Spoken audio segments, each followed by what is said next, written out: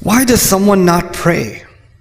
I'm not talking about you, my dear son or my daughter. I'm not talking about you, but just let's ask the question, why does someone not pray? Well, there could be lots of answers, but Allah has His own answer to that question. It's a pretty scary answer. It's an answer I read in the beginning of this khutbah. He said, فَلَا صَدَّقَ وَلَا صَلَّى وَلَكِنْ كَذَّبَ وَتَوَلَّى. He didn't actually accept the truth, and nor did he pray. Allah says, He was talking about disbelievers, and He said two things. They didn't accept it. This person doesn't accept the truth, and he doesn't pray. Interesting. So, if you say, if he didn't accept the truth, I would expect him to say, La saddaqa wa la amana. Right? But he says, La salla. What that means is, something is missing in you accepting the truth about Allah. No, the child says, I believe in Allah, I'm Muslim.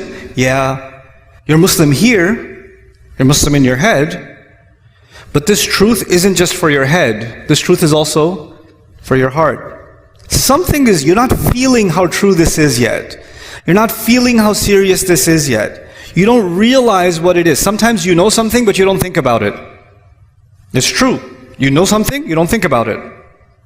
And so, because that's missing, that's why it becomes easy for me to miss prayer sometimes and you to miss prayer sometimes. That will happen because our heart becomes a little distracted.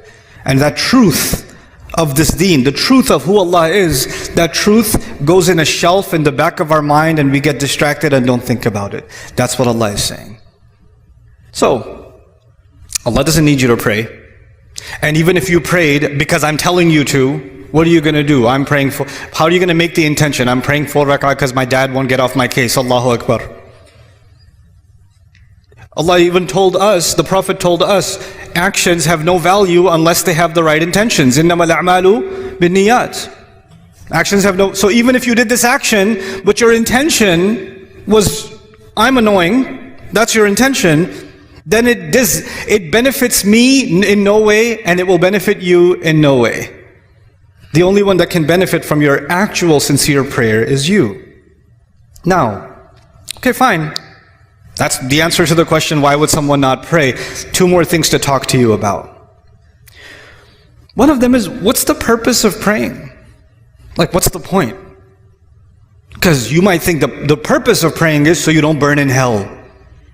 The purpose of prayer is because if you don't pray, Allah's going to hate you. The purpose of prayer is if you don't pray, you're just going to get punished. Or you won't even be a Muslim anymore. The angels will curse you and all this negative stuff. Allah didn't mention those purposes. The purpose of prayer is not to get away from something negative. The purpose of prayer is to run towards something positive. That's the purpose of prayer. Do you know the difference between the student who's studying so they don't fail and the student who's studying because they love the subject? One student is studying because of something positive. The other student is studying because they're trying to escape something negative. An employee who loves their work and an employee who just doesn't want to get fired. They're doing the same exact job.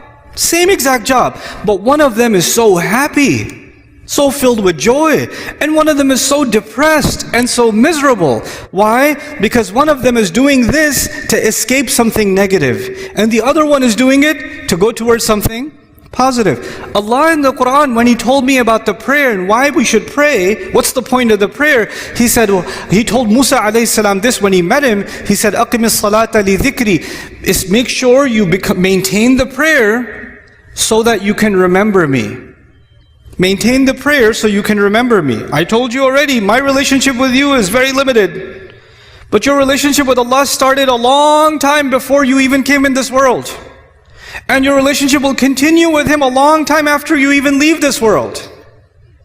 And that relationship is worth remembering because every good thing that comes to you comes from that relationship. Some good things come because I'm your dad. Some good things, but all the good things that come to you only come to you because of that relationship. So if you want all the positive things to stay in your life, you must remember where all of the khair comes from. all of the ni'mah comes from, all of the rizq comes from, all of the guidance comes from. So Allah says the best way you can remember that is that you remember Allah by prayer. The best way to remember Allah is the prayer. Aqimis salata li dhikri. That's why you should pray. And finally, okay, that's why you should do it. But just because you're doing it for the right reasons, that's not Allah. Allah says that's not enough. There's some benefits too. There's some good things will come your way when you truly remember Allah. When you truly remember Allah the way He wants you to. And the way He wants you to is these prayers. If you can do this, Allah says, إِنَّ الصَّلَاةَ تَنْهَى عَنِ الْفَحْشَاءِ وَالْمُنْكَرِ. And even in this ayah, وَلَذِكْرُ اللَّهِ أَكْبَرُ. He says prayer has the benefit of stopping you from falling into things that are indecent. Because indecency is all around you, and I, son, cannot stop you from being exposed to it. Indecency is on your device, indecency is at your school, indecency is among your friends, indecency is at an Eid party when you're going to corner talking to your friends. Indecency will be everywhere. And every time you go towards indecency, your heart will get damaged. And Allah says, if you can maintain this prayer, it will prevent you from falling into indecency. And once you fall into indecency, then you become, like if you're breathing in pollution, at first you will cough, right? But if you stay long enough, you just get used to it. Well, indecency is like that. When you're taking it long enough, it's not that big of a deal anymore. You don't feel like protecting yourself from it anymore because your immune system has gotten corrupt, right? And then you're ready for even more toxic behavior, even worse things, wal munkar, even worse things that you can do. And this prayer will stop you from going down a negative path in your life. That's why you should pray. Now, these are the reasons you should pray, not because I'm telling you to pray. At the end of this whole journey, the decision is entirely yours. Because Allah might take me tomorrow. Allah might take me a year from now. And that relationship you and I have, even if we lived 100 years, we can't live longer than that. There's a time where this is going to end. But that relationship, if you really want to respect and honor that relationship, pray. That would be my advice to you. So this is just a small reminder and I'll come back to the parents now, a small reminder for myself and for all of us parents, that the children we've been given to us so we can control them. The more we try to control them, the more frustrated we become anyway. And the more, I have seen this, especially in families that wanted to preserve the deen of their children, the more they tried to push the religion on their children with control, the more those children rebelled in the strangest ways. In the strangest ways. Because the thing that Allah wants to give, the opportunity you have with your children is not to make them surrender to your instructions. The opportunity you have with them is to make them think about things that only you can make them think about. Make them love things only you can make them love. Your kid loves basketball because he sees you play basketball.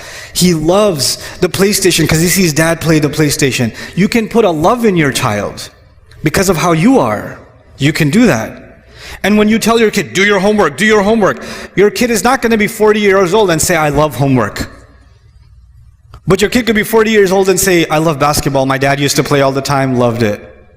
What you love gets transferred over. What you instruct gets rejected. That's your reality. Forget your children. That's your own reality. Some of the things you love about your dad are the things that were passed down by love. And some of the things you hate about your dad are the things that he tried to shove down your throat. That's the reality of everyone sitting here.